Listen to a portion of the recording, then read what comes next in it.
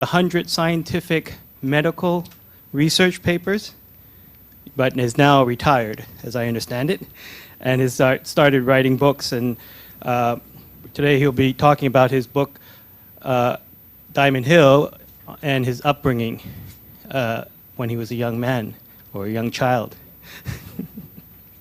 And Diamond Hill is basically back then in the 60s, 50s, 60s, was a very poor and shanty town type of village.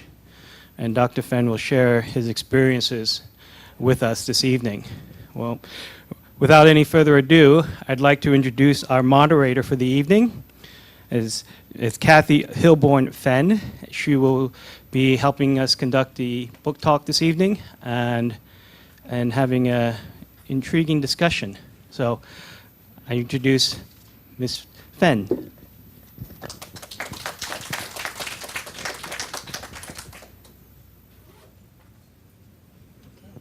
Is this on? Okay. First of all, why did you start writing? You're a pathologist, so what took you into a writing career? Well, I started writing when I was in my 30s. It's quite late. I wish I started earlier, but I was working in the States then, working as a pathologist. And pathologists are in general more academic than other specialists. So I started to do medical research and started to write medical papers. Over the years, almost 100 of them, which, for somebody who is not in the academic field, which is a big number. The Americans call that catching the publishing bugs. The cynics would say that I like to see my name in print, which is true. I like to see it over and over again. And of course, it did help my career a little bit. So writing becomes a habit. And then going back to 1997, I was retiring from the Department of Health, early retirement. Okay, just to make sure you know how old I am. Really early retirement. And I wrote a few articles and sent it to SCMP, the life section. The editors seemed to like them. They invited me out for coffee and gave me a space for my column, weekly, sometimes bi-weekly. And they even drew a caricature of me to go with the column, which is called Idle Musings. That's when I found out writing as a living sucks. Pardon the language, really sucks. They pay $2.50 a word. And then when you submit something, they cut the words to save money. So it's getting worse and worse. So I worked for a year and had enough money to buy a computer, which broke in 6 months. So that tells you the limit. And they're still paying me $2.50 a word now. So I still write for them an occasional column, but so this tie is old, almost 20 years. So is this jacket. Why did you start writing, and specifically, why Diamond Hill? I was working at St. Paul's Hospital after I so-called retired. It's a private hospital, and they always want to get their money's worth, So you have to pretend you're busy. So for the first few years, I had enough to do. I had to write up the whole technical menu and every procedure. But after things started to run smoothly and routinely, I had very little to do. I had my office door open, so I had to pretend that I was busy. So I typed away on the computer. People milled around all the time in front of my office, so I had to pretend I was working. So why not write a book? And why Diamond Hill? Writing your childhood is the easiest thing in the world because you're the only one who knows the story. It's already there. It's unique, and no one's can say you're wrong because you're the only one who can verify it. It's especially for the first book. For those of you who are interested in writing a book, write your memo.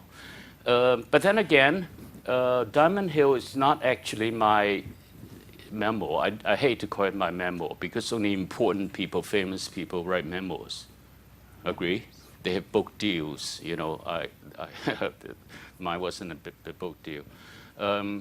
I would like to think it's a memoir of a village called Diamond Hill. It's a memoir of Hong Kong in the 50s and 60s. It's a memoir of Salle College where I spent my formative years. But, you know, it's something in my past. So I wrote it. But I believe you also had some people in mind when you wrote the book. I'm sorry? You had some special people in mind when you wrote the book. Some people? You wanted your family, your children to know your story. Oh, I didn't think of that, no. Oh. What would I know? I'm just the wife. Okay. Oh. You don't have to know everything. She Okay. knows only what I want her to know. Okay, so apart from the fact that it was your life and it was easy because you remembered growing up there, what made you write Diamond Hill? Why did you focus on those years of your lives and not another section of your life, such as your Hong Kong U life? Well, I did a lot of stupid things in my life. But there was a period when I was a teenager and preteen, when you did stupid things, they are more forgivable, you know. So I wouldn't mind telling people how stupid I was then. But when you're in your 20s, 30s, you still did stupid things, it would be a bit embarrassing. So that's a very good period to write about. Did I answer your question? Why that? Okay, I tell you, when people get older, this is the thing about memory. They tend to remember things past better than, you know, what I had for lunch yesterday. I probably don't remember, but I remember 50 years ago. That's how memory goes. That's how memories work. So writing Diamond Hill is like recalling scenes of a movie that I watched many years ago. The scenes kept on coming back. I remember different events, faces. I don't remember dialogues. I just couldn't. The days and the dates and years get mixed up, of course. I never kept a diary. So it would be hard to remember all those things. But And just coincidentally, and I do know the answer to this question, how much did you find had already been written about Diamond Hill when you were doing some research for your book? surprisingly, there are not a single book about Diamond Hill. There are 2 movies about Diamond Hill in Cantonese, but none of them are about Diamond Hill. One of them was so weird, about somebody got 2 persons. One got the right hand chopped off, the other one, any one of you watched that one? One got the right hand chopped off, and they went to a plastic surgeon, and he got it mixed up. So one person had 2 left hand, the other one had 2 right. What does that have to do with Diamond Hill? Oh, God. But anyway, that was it. Another movie was about 2 childhood lovers, and one had to hide under the mattress for years. How are you going to survive that? I don't know. How about bathroom? I don't know. But these are the Diamond Hill movies. No, nothing has been written about Diamond Hill. So in either English or Chinese, this is the first one. A question I was going to ask later, but I'll bring it up now. You wrote this book in English, yet you obviously speak and grew up speaking Cantonese. Why English and not Chinese? All scientific papers are in English. Otherwise, you never get it published. You know, really. Anything reputable is in English. So I'm used to writing English. And I was also married to an English-speaking woman, so what can you do? It's by default. Would you ever consider publishing this book, since it is one of the only books that we've been able to find that describes Diamond Hill, the history of the place? Would you ever consider translating it into Chinese? Translation is hard work. I approached some Chinese publishing company, which shall remain nameless. They were not interested. Initially, they were interested, but they wanted me to change too many things. And partly because, going back to my theory, only important people write memoirs. If I was Li Ka-shing or anything like down the road, even that Sir Tang, somebody, David Tang or somebody, they would have taken it. They said, oh, it's about you. We don't even know you. I mean, and that's not enough about Diamond Hill. Actually, it's about the people. He said, none of us were famous. No. That was I think that's the reason. When they sell something in Chinese book, it has to be sensational. So-and-so, you know, marry so-and-so and their lives, you know, that kind of thing. Although there are a few special people, so-called important people in the book. Right. But not enough about them. Too much about me. Okay. That does them no good. So how long did it take you to give birth to this book? Okay. I'm not exactly a hardworking person, so but the first draft was quick, maybe 3 months. But the first draft is no good. I have to rewrite it many times. I can't count, maybe 50. I've been told, anyway, good writing, the essence of good writing is rewriting. Okay? I'm sure someone, somewhere, can do it the first time, but I'm not one of them. I have to rewrite everything I write to make it, and then after I send it off, I usually, can I say shit here or something? Shit, you know, I should have done that, you know. So rewriting is my thing, you know. I have to rewrite it until it's good. So the rewriting, maybe another year or so. Yeah, that's how long it took. And in the end, you've got an interesting structure of your book. Can you tell us about the chapters and why the book is assembled in this way?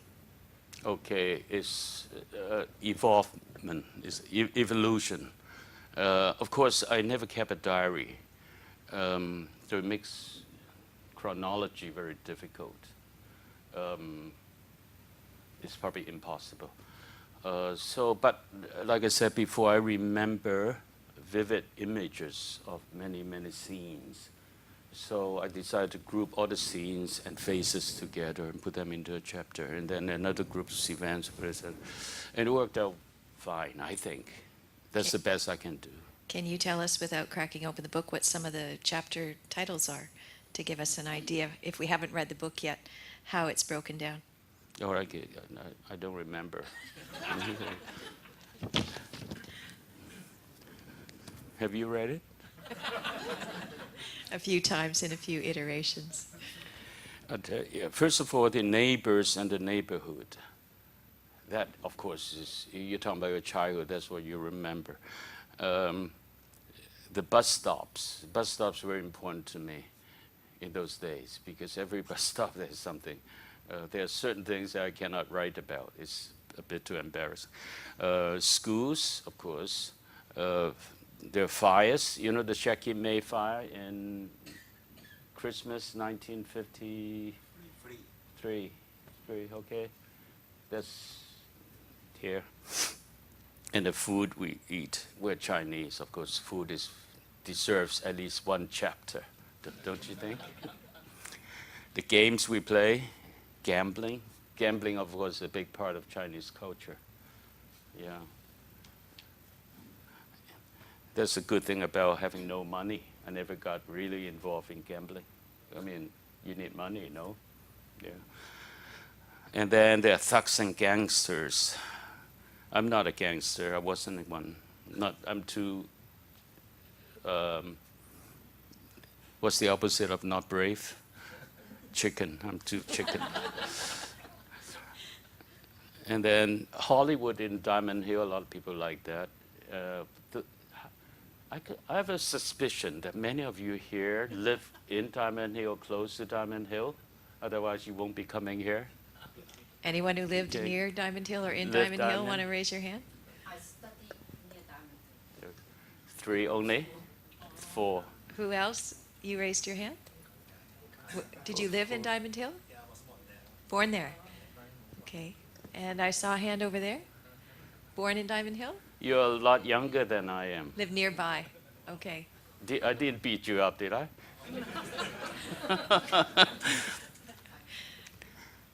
And then, of course, I have to throw in the War City, which I visited, which has nothing to do with Diamond Hill, but, just to fill the pages and wipe out the temple and churches. A lot of people cry at the epilogue, probably not because I write sad things, but, sentimental, like the end of an era, the end of the book, end of an era, and, that kind of thing, end of Diamond Hill, the way it was. Do you want to tell us some of the anecdotes that you did write in the book? I'm thinking perhaps of the time you got accepted into university. Do you want to give us that anecdote? Yeah, I went to Hong Kong U here, medical school. That's it. I mean, what do you want to know? You wrote it in the book, sweetie, and That was the described. end of Diamond Hill already. Yes, but you described. If you your want me to tell you about, somebody asked me, a lot of people asked me, are you going to write a follow-up of Diamond Hill? Follow-up of Diamond Hill is 5 years in Hong Kong U Medical School. To me, that's really boring, because every day is the same as the day before. Really. I squandered the 5 years here, honestly. I'm not proud of it. I should not have skipped too many classes. I should study harder, learn more medicine. This is the library building. I used to carry books, show up big books, medical books, to show off so that I can pick up, ladies. And then out there, I remember either 5th floor or 4th floor, the window would look out into a building called Student Union. I don't think the building is there now. It's like the one behind the Luk Yao Hall. Huh? Demolished already? Oh, thank God. It caused me a lot of hardship because the Student Union has 2 things which distracted me. One is got a cafeteria where usually some pretty young things were milling around buying tea or something. Another thing is the snooker table. There's a billiard room. So I was studying there in the window. I look at 2 things, young ladies, billiard room. So I leave the books there and went across. So I did a lot of that.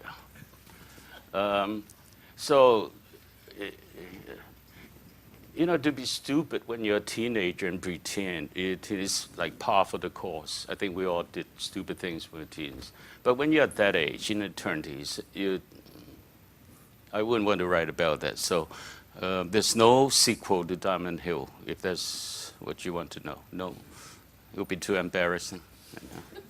I'm going to back you up. Before the end of the book, you do describe your neighbor's reaction and your father's reaction to your acceptance into Hong Kong U Med School. I did mention in that book, did I? No.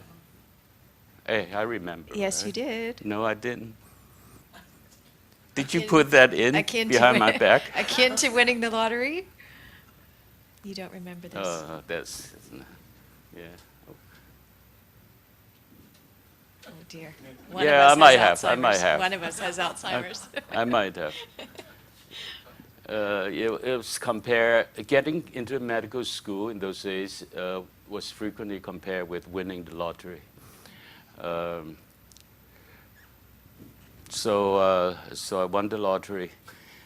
I tell you, I'm not being falsely modest. One of the reasons I was able to get into medical school was because in those days, women students were not allowed to carry on the studies.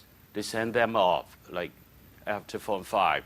Go work in the factory, help make money to the family, let the boy study. And there were a lot of good women students in those days. So they cut down on the competition a lot for me. Nowadays, when I went into medical school, there was 100 male students and 20 female students. It was by design. There were more male students. Nowadays, 60% of them are female students because they were better students. They were. Female students were better students. Only 40% of male students. So what's my point? What's you your got question? into med school because there weren't women competing I got lucky. against you I at got the lucky. time, or not so many. Okay, I'll take you back to your book. Speaking of women, there was probably one woman who was very formidable in helping you become a much better student. Oh, there's a primary 5, Miss Yao. Yeah, we talk about her often, even today. She must be in her 70s because she wasn't that much older than we were. She just graduated from high school, and we were Form 5, so we were like 10, 11, and she was real cute, tight, like curvaceous, with the tight-fitting 长衫, and so you went from being a very poor student to being a top grade student. About writers, we all lie. It didn't really happen that way, but it's a good story, so why let it let it get in the way of the good story? So it might have something to do with it, but not totally. So Miss Yao has never surfaced even after the book was published. You still don't know what's become of her. No. Okay. Challenge for anyone out there. If you know of Miss Yao, I don't where she even is know today. her full name. You couldn't even Google her. Miss Yao. Okay. What did the reviewers think of your book? Well, the reviewers in general are kind to me. They say it was an honest account of the period. Of course, there were criticisms. One of them said that because writing is my avocation, so it's uneven.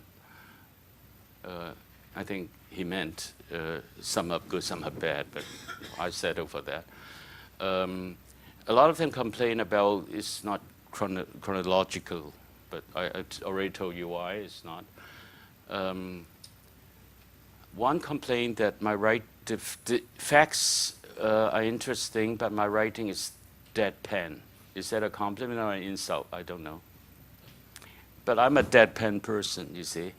I can't help it. I can't change my writing style. I usually don't talk. I'm talking a lot now, but I don't have a choice. I usually don't talk a lot, and I don't show a lot of emotions. So I'm kind of the stereotypical inscrutable man from China. So another criticism is it's kind of short. My defense is there are a lot of short books which are famous, iconic, good, and for example, Catcher in the Rye is very small. Those of you who read it. The famous book, recently very famous, To Kill a Mockingbird, is small. Mitch Albom's books, all of them, like Tuesdays with Morrie, One More Day. All of them are small, and Alchemist.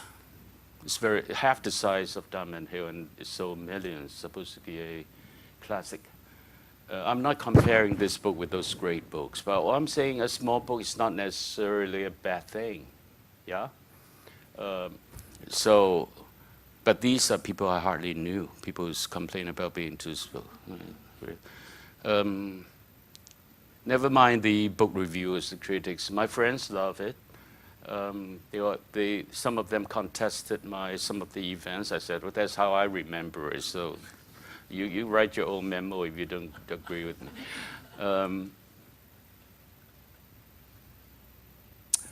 One of your young friends, I forgot her name, told me after I read it, it's like listening to her grandfather telling stories in front of the fireplace. That's good.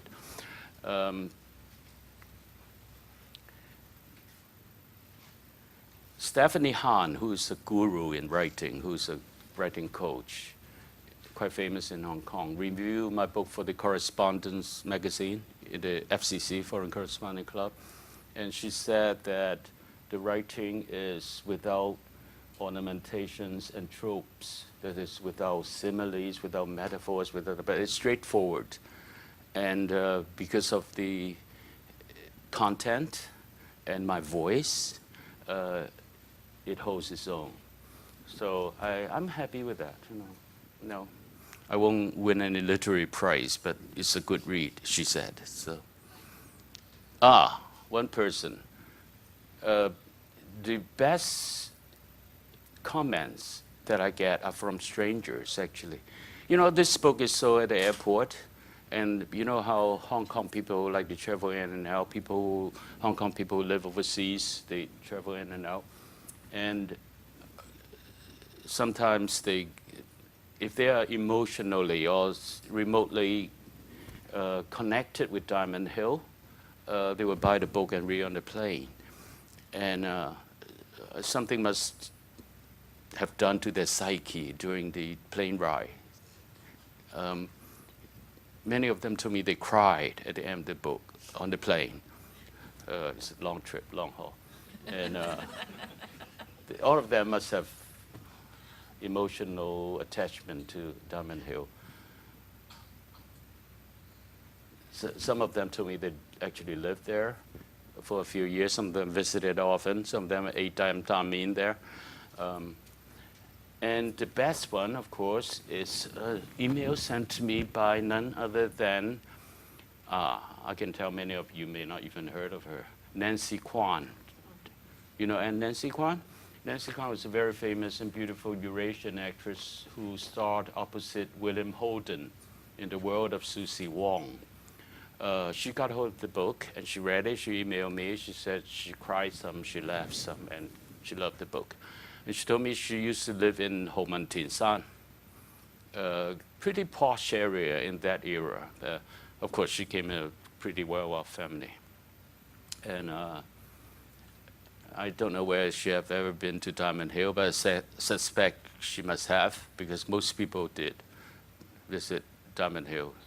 The old Diamond Hill, not the current Diamond Hill. You mentioned some other books, some other authors. We know some other authors have favorite places for writing. I'm just wondering if you can describe where you went, or some of the places that you went to write your books, and how you prepared for the whole writing process, and when you knew what to write and what to rewrite, and if you can take us through that process. Yeah, this is Watson, huh? Li Ka-shing gets richer again. Okay. Stephen King, you know Stephen King, the famous writer, actually wrote a book about writing, about the comments about how he did it. He recommended always picking a comfortable place. In his case, of course, he's got a huge home, so he has hundreds of places he could, but he always picked the same desk, with almost the same hours. He writes 4 o'clock in the morning, and with coffee on the side. I don't have that kind of luxury. I write all over the place, especially if there's whiskey around. So I'm honest. What are some of your favorite? You know that bar in Tsim Sha Tsui called Nat Kelly's? I spent a few days, quite a lot of time there. They give very good music, background music, actually. At nighttime, they play the jazz, really loud, blasty jazz, which, I mean, nobody can survive there for longer than. But at daytime, like 2 o'clock, drink coffee, not whiskey, don't worry.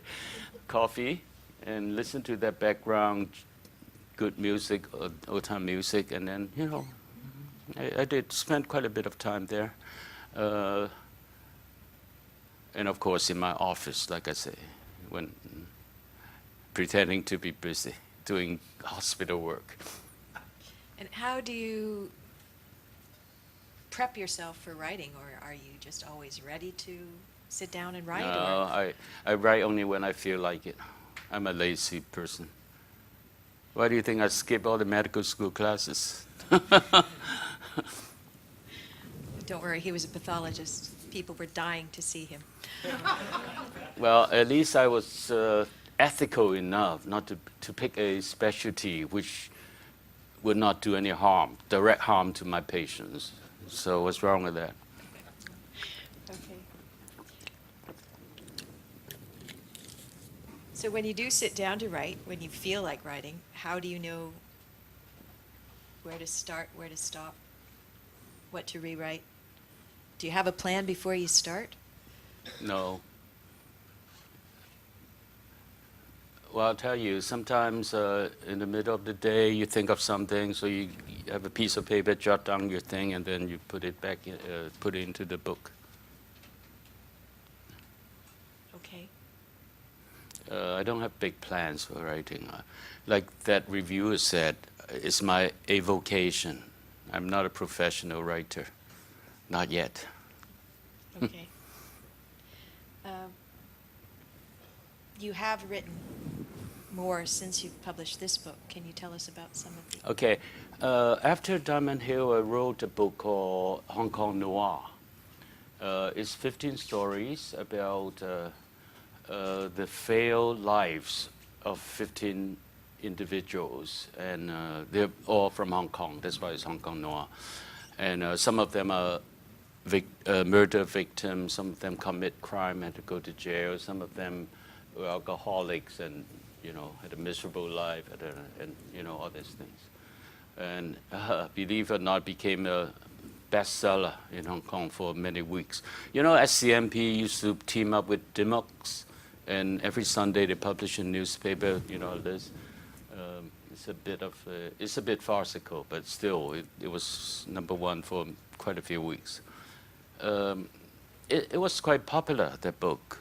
I suspect it's because many people like me, we're more interested in reading other people's failures. Maybe make ourselves feel better. And then after that, the publisher put together all my past columns, the Idol Musing columns, and we call it Kitchen Tiles. It's like short articles about different aspects of Hong Kongers' lives. It's in Cantonese, it's called Mo Lei Tao, like Stephen Chow's stuff. But and I've just finished a book tentatively called Temptresses and Predators, the history of sex and romance in ancient China. And I'm also struggling with the fiction. Fiction is very difficult, but I'm trying, so how difficult for me anyway. would you say you prefer writing nonfiction? I find it easier. I don't know, prefer. Okay. Yeah. Okay. And all of the books are going to be in English only. Yeah. Yeah, once you started writing in English, my Chinese, of course I can read every Chinese. I read Louis Cha, Gam Yong thing, each one maybe 6, 7 times. And he's a genius. So I can read, but recalling Chinese words are not that easy, even though you can, you know what it is, because it doesn't like, you can pronounce the word, you still don't know how to write it because it's not by, you know, pinyin or something like that. No, I'm not qualified to write in Chinese. I don't think so. Not after all these years. Even though you said that the best-selling list that SCMP and Dymocks had was farcical, I just wonder if you have any idea yourself why Diamond Hill touched a chord with people, because it was on the bestseller list for some time. Some of you might have read Diamond Hill already, no? Anybody who's read Diamond Hill here? Hi, Myra. Why don't you ask them? Who's read Diamond Hill? Okay. What did you think of it, Myra?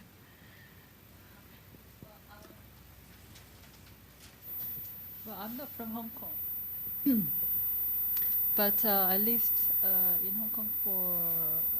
By the time I read the book, I lived here about 20 years, and well, I lived in the nearest place I lived to Diamond Hill, maybe Kowloon, Kowloon Bay, but because the name is familiar, you know, so. Diamond Hill, I think I've been there with some friends to eat or just for touring around. And I'm always interested in the history of the local history. And well, I got to go to the book launch day in FCC, and I bought the book from him directly with his signature. So I had to read it, and I enjoyed it. Yes. So, Chi, what do you think touched a chord in people that did buy it and the people that have written to you? I don't think it's my book. It's the nostalgia that the book evoked. I think so.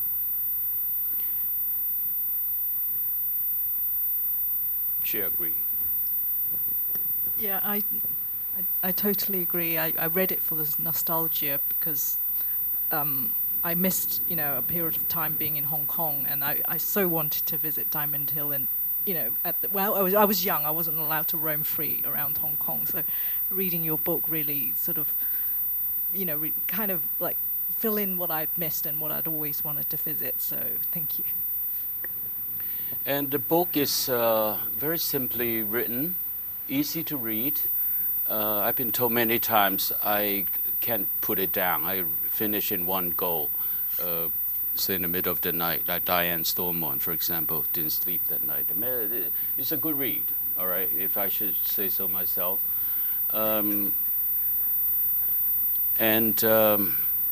That's the thing. I would never want to write anything which would be too boring for people to read. That doesn't work for me, you know. So it's a good read, and it's an honest account. It's down to earth. That's how it touched people, I think. Okay.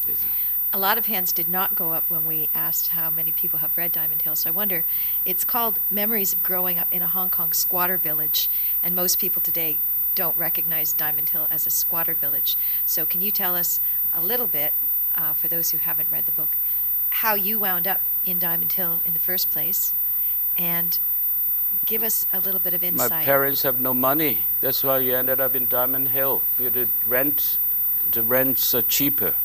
We're much cheaper there than anywhere else. You know, and it wasn't a planned town. It's somewhat like the Hong Kong U campus. They keep on adding, like here, there, and then so. Well, how did I ended up there? When you have no money, I ended up in a squatter village. But that wasn't your family's first stop when you came to Hong Kong. No, no. My grandfather, I was told, was a millionaire. A millionaire meant a lot then. But then he, like me, liked to gamble. So he gambled in speculating in gold. In those days, there were not too many choices in speculation. They speculated in gold and lost 1 million Hong Kong, which is a humongous amount of money then. So he had to pack up and leave. And went back to China and had to sell the standalone house in Hong Kong. Where the family was staying. Yeah, where the family stayed. So then they chose Diamond Hill. And for those who haven't had the benefit of reading the book yet, give us a little bit of flavor of Diamond Hill. What made it a squatter village? And I'm what not was it going to like? give that away. No, they have to pay for it. Give us a taste. My wife is not a very good salesperson. Give us a taste. Hmm? Give us a taste. You'll read something from there that you think is good. Yeah? Do your job.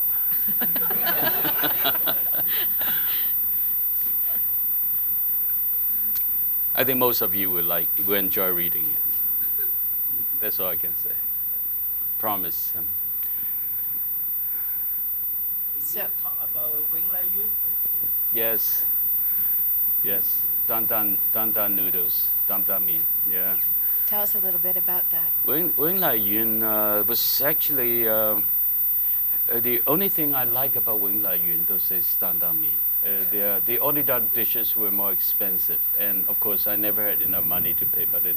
But my parents sometimes would go there and had order some drunken chicken and the beef. The thing I never really liked it. Dan dan mee is still good. Have you tried the dan dan mee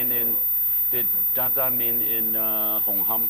The new Wing Lai Yun in Hong Ham. I have It's still very good, I think. Still very good. Still the original. Yeah, I still like it. Goes well with beer.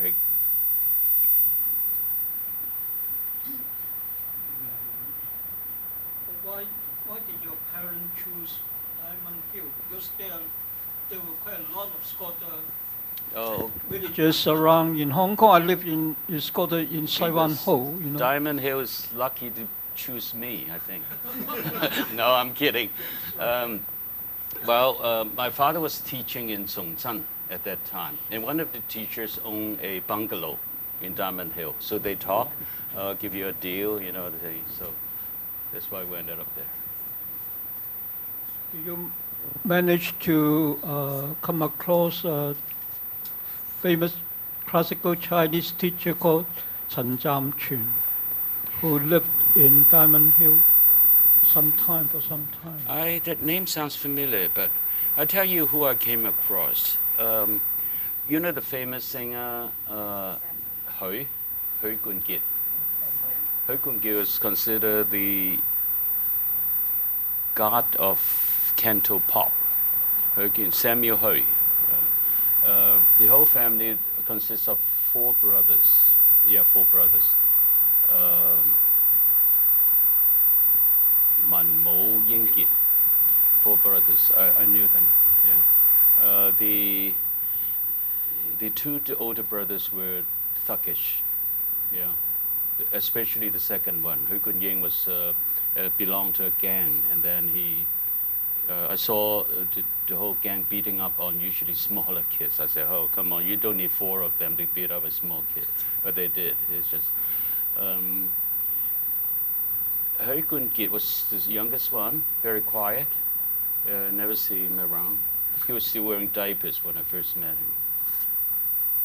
Did he sing at the time? I don't think so. I don't think so. He still can sing now, so what are you talking about? No, well, that's not my only opinion. A lot of people say, Hui Kun-kit, Samuel Hui cannot sing at all. But He's good at, thing. To me, I'm no expert. I'm totally tone deaf, all right? I'm no good with music. But to me, he was reading out the lyrics. He wasn't really singing, but if you're handsome like he is, and play a little guitar somehow, so you get a lot of girls after you, huh? So in those days. I also know Kwan, the movie star. He lived in a village house there. He played mahjong with my parents. And then another of his friend who played mahjong but never had money, but he ended up killing himself, jumping into the well. We don't have wells in Hong Kong anymore, but in those days, a lot of families have a well. And I don't know why they picked jumping into the well as a way to kill themselves, but that's very popular in ancient China, jumping into the well. I think they want to ruin the water for the rest of the family before they die. Shit. Anyway, there's one other, can't think of any other famous people from there.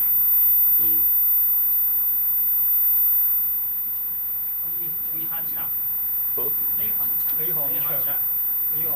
Oh, they belong to the movie studios, no? They are in the book.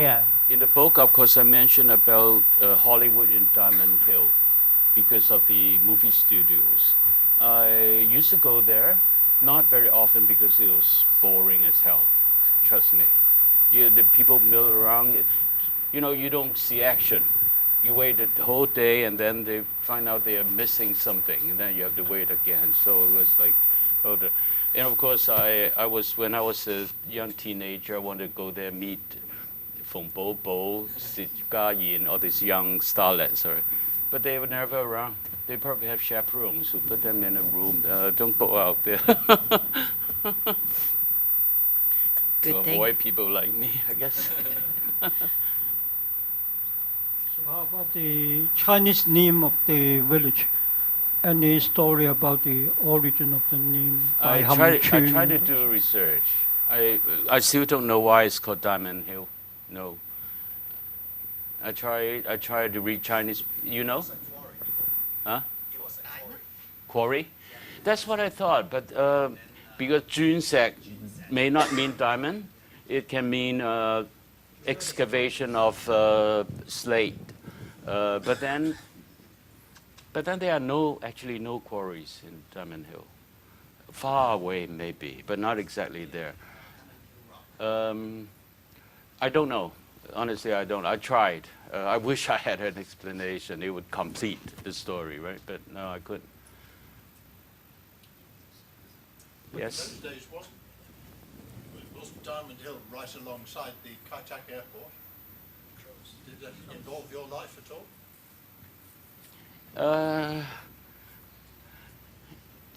There's a little thing about the airport around there. Actually, the village before Diamond Hill is called Dai Ham Chun. And at that time, there's a runway for airplanes, for the British military planes. So it comes out from the hangar, it starts to take off, and they block up the road.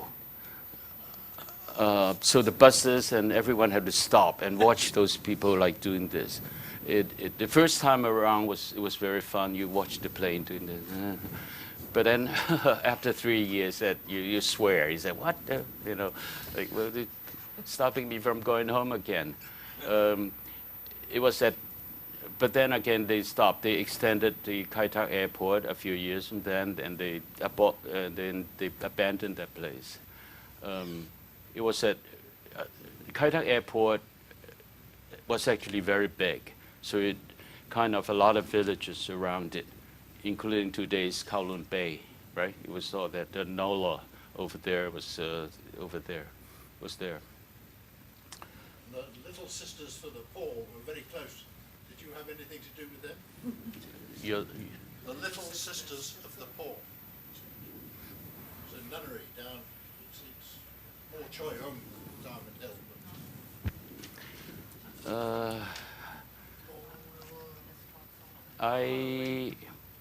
I stay away from religious people and religious places. So it's unlikely I'll For both get to their know. benefits. Yes. Sorry, I just have two questions. Just following on from the gentleman's questions, it's been a while I read your book, but I just was interested to know if you 啟德遊樂場 was that near Diamond Hill? And I mean, it's kind of Dai Hum and Diamond Hill kind of area. Did you used There to was a sneak Kaidak in? Yaolokchang, yeah. It was a miniature Lai Yun. Yeah. It's a miniature Lai Yun. Did you used to sneak in there? But then, but very soon I grow out of that, age range that you enjoy those little rides. So I wasn't interested in it. No, but I know where it was. Yeah.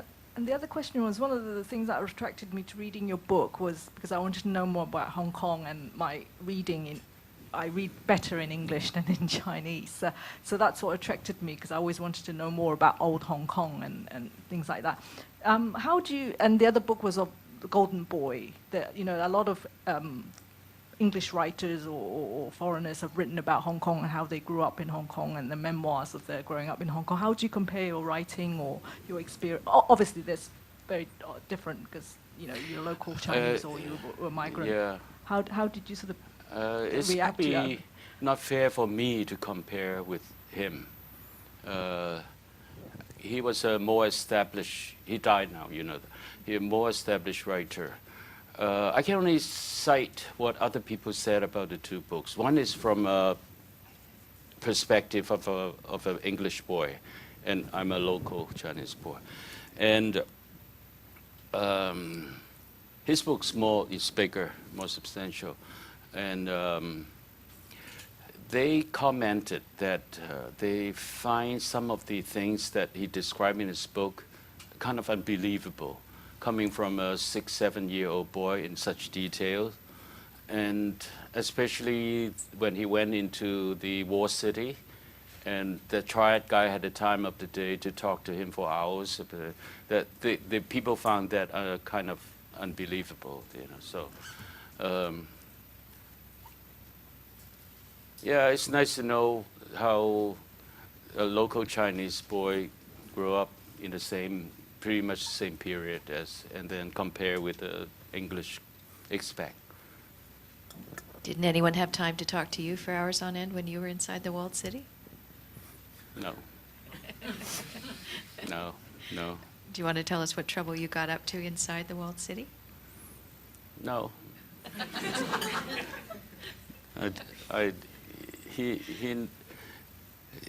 There was a guy who took us there, but he was older than we were, and he didn't have the time to tell us anything. No. And you survived? I had a few observations over there, so it was interesting. You mean you got an eyeful? Something like that. She knows what I let her know.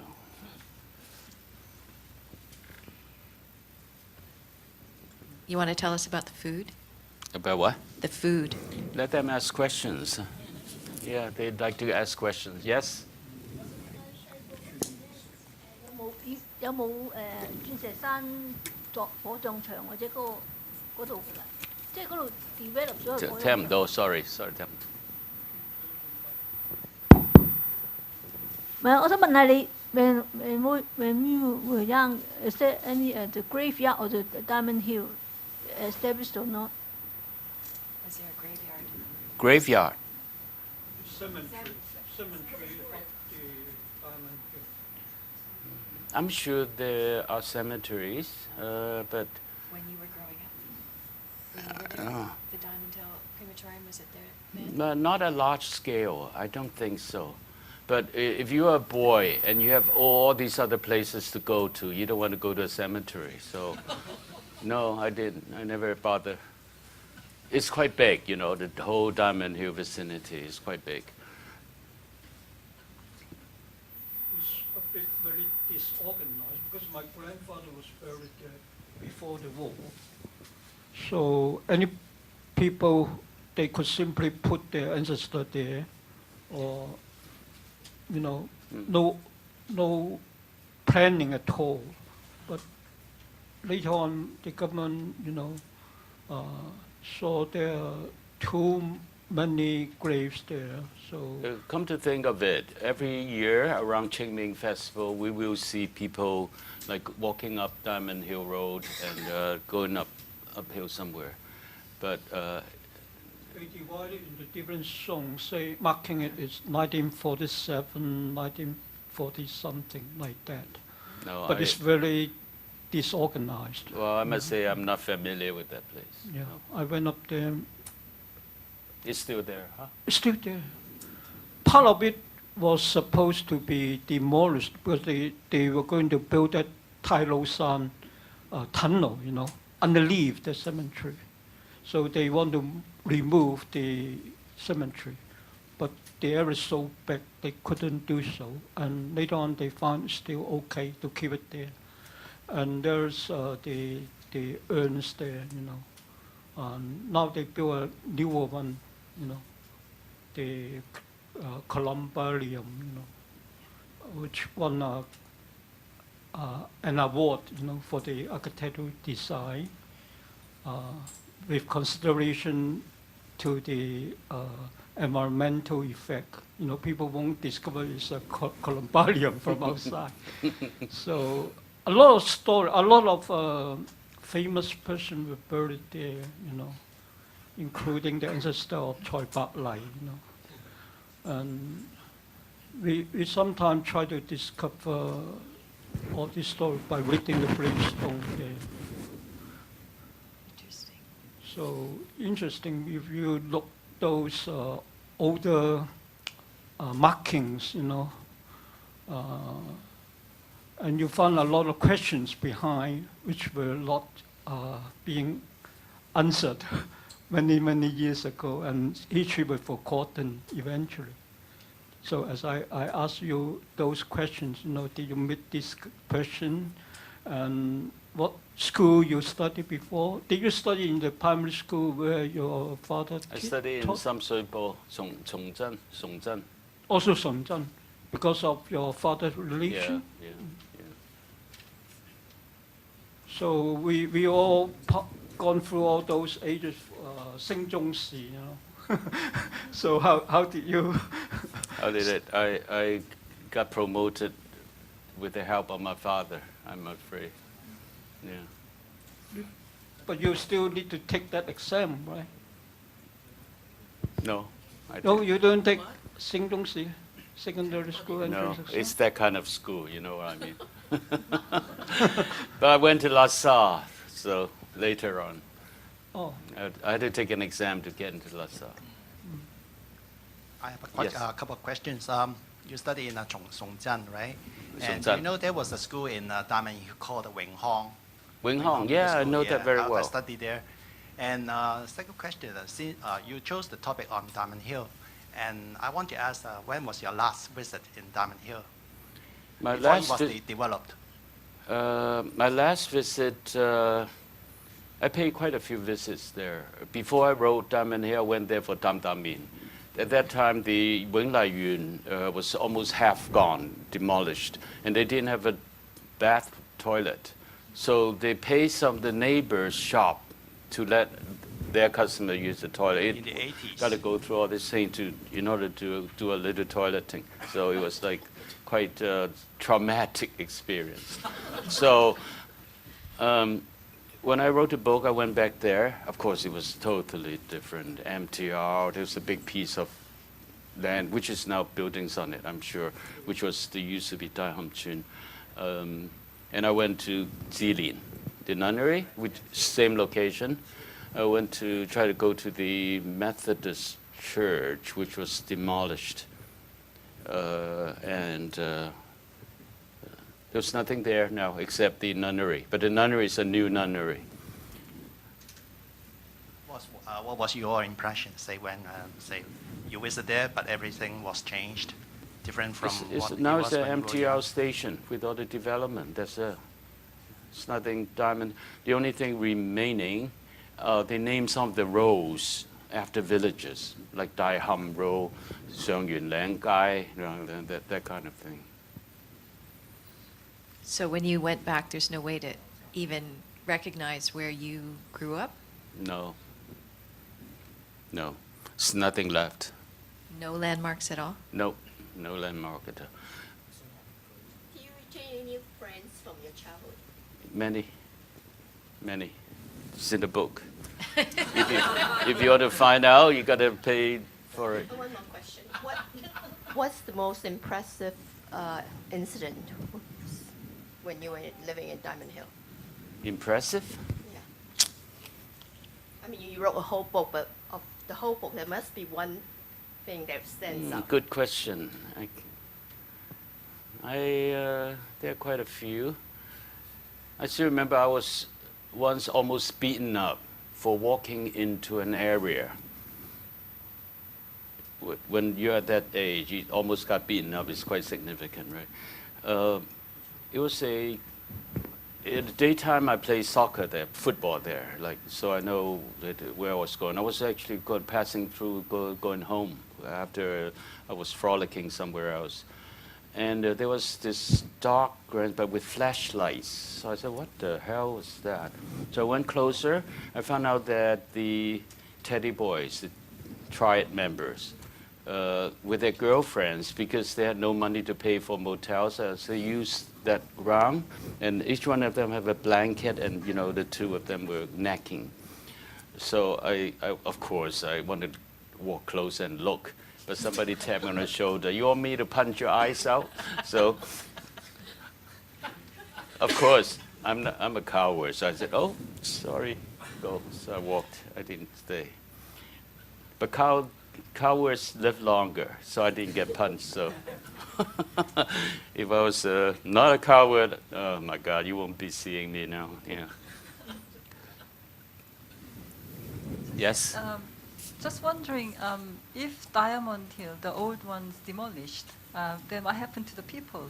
The people who live in Diamond Hill now, today, are there some people, old residents still living there, continue to live there, or is all changed? I suspect all of us moved away.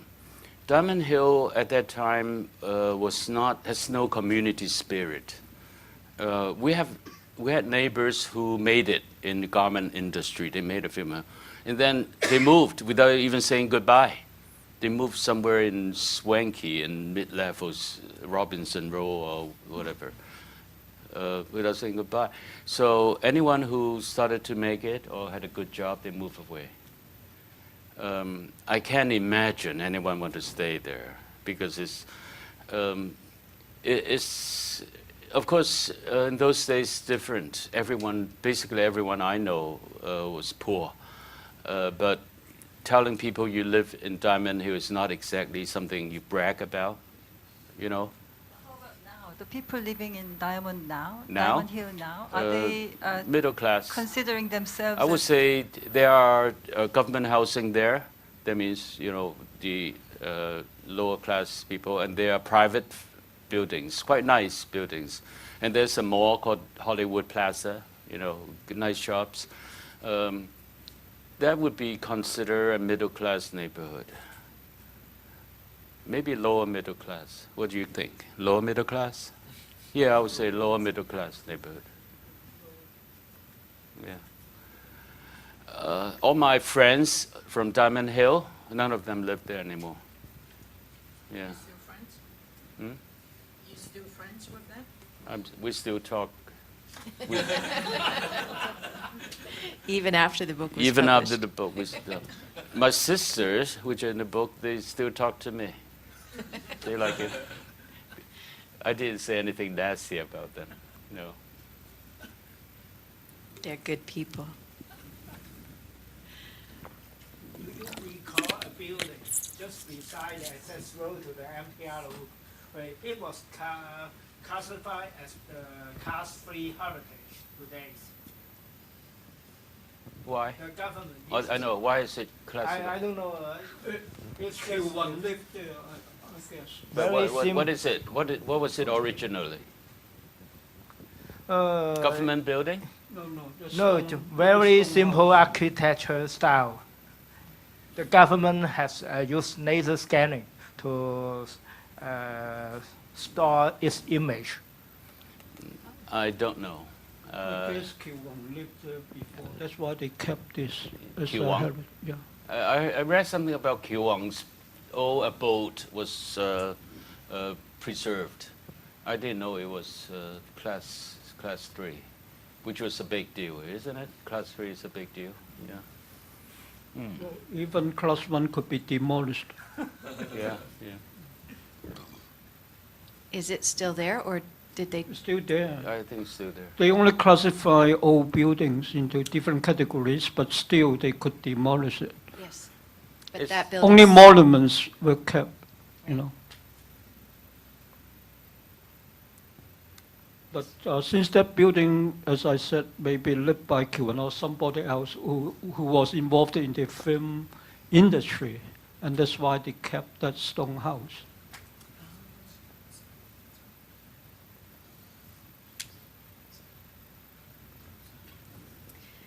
Chi, having grown up in a squatter village, can you think of anywhere in Hong Kong today that would be even remotely equivalent to Diamond Hill? Nowadays? Yeah.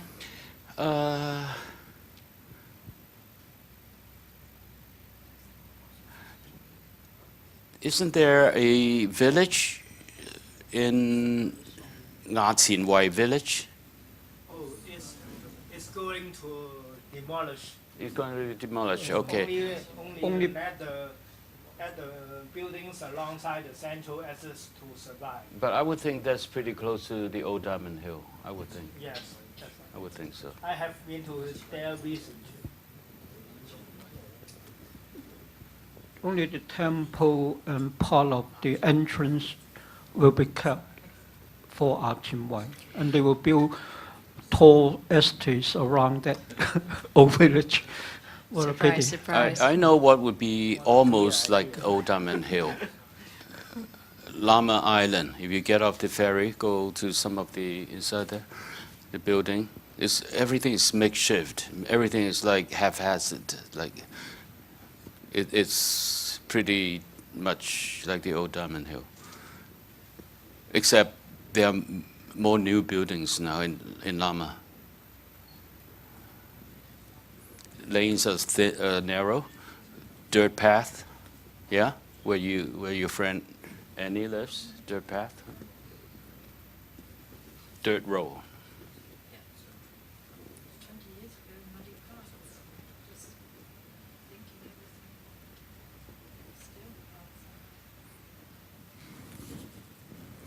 I remember I had a former colleague who lived or works in Diamond Hill, who ran some sort of a dining factory, Yim Chong. Do you remember anything about it? Yeah, dyeing factories were very common in those days. You know how we knew? There was a very big stream in the middle, which runs in the middle of the thing. And once in a while, you see the pristine water turning dark blue. The whole thing dark blue. And it actually stained the rocks, became like blue. So we all know there are dyeing factories around. Yeah. Dying. At first, I wasn't sure if I was hearing dining, and then I thought dying. Does this have to do with the funeral industry? Okay, dyeing, coloring. Okay, got it. 染布廠，染布 Okay. fabric. It's really dining too. Okay. Have we any more? Do you mind telling us about your school days in Salle College, and do you enjoy it? Yeah, I enjoy Salle College. Of course, I did my part of naughty things, but like I say, a good thing I was a coward, so I never get into serious trouble. Never. Yeah. You know anyone from Salle? My brothers. Who? My brothers. Yeah, but they are younger than I am, I presume. What year were you in? But you may as well ask me how old I am. I graduated from high school in 1964. I went to medical school in 1966. So you're older than our brothers. Thank you. He's older than most people's brothers. I think I'm probably older than everyone here. I find there's one thing in common, say, between the old days and now, although 50 years already elapsed. Say, I think in those old days, I do not know if you still remember. Say, people pay 5 cents to a store and watch the TV. Say, especially watching the rediffusion or watching the news. And nowadays, also people sitting together and watching the LCD monitor. Say, it's very similar now, but somehow the screen is much bigger. Yeah, I remember that. TV, black and white TV, was actually a new invention during my childhood. And of course, being entrepreneurs, every one of us, someone who lived ground floor, on the ground floor, would open up their living room and had little stools. Of course, only little kids would want to do that and pay 5 cents and sit there and watch a TV program.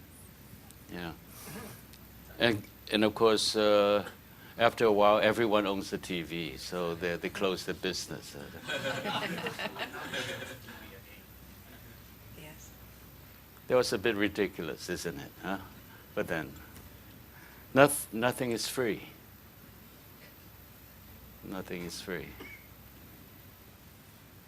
My wife used to live in Diamond Hill, and she was scared by the fire and what she described as a small-scale explosion in her childhood. So do you have any impression of the fire in Diamond Hill? Did they happen very often? And how do people deal with it? Well, actually, one chapter of this book is devoted to fires. One of them is the Shakib May fire that I told you about. Another one is actually in Diamond Hill. The fire was so close to us that we had a metal gate for this little small garden we had. And I remember I touched the gate. It was hot. It was so close. I had to use a wet cloth to open up the thing. I was a teenager then, so a little bit smarter than when I was younger. So I used a wet cloth, opened the door, and asked people, my family, to get out. It was but interesting, the fire stopped right there. Our neighbor, who I hated, got burned. Almost the whole house got burned. I had nothing to do with the fire, by the way.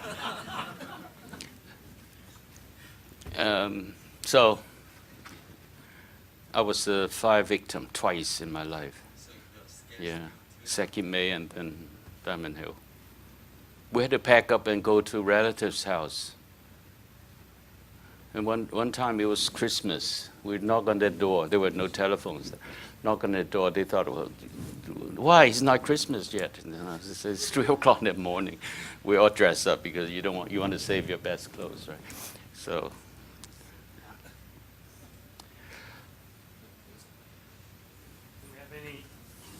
Do we have any more questions? Thank you for coming. Thank you. Yes, thank you for coming. And I'd just like to present Dr. Feng with a tie. Hong Kong U tie? Yes. Oh my God, I'm going to wear it now. And Kathy with a scarf. Thank you. Okay, just one announcement. Next month, December 7th, starting December 7th, in collaboration with the Bolivian Republic of Venezuela, we will hold an art exhibition here of the famous artist Reveron, and there will be some pieces of his works displayed on level 3. And this will be our last book talk for 2015. In early March 2016, we are scheduled to have a talk by the President and Vice Chancellor on Mandela. So keep your eyes open for that. If you're not on our mailing list, please let me know or let Marina know that so we can have you on our list and keep you informed of our book talks and art exhibits and other outreach programs. Okay, thank you for coming and have a good night.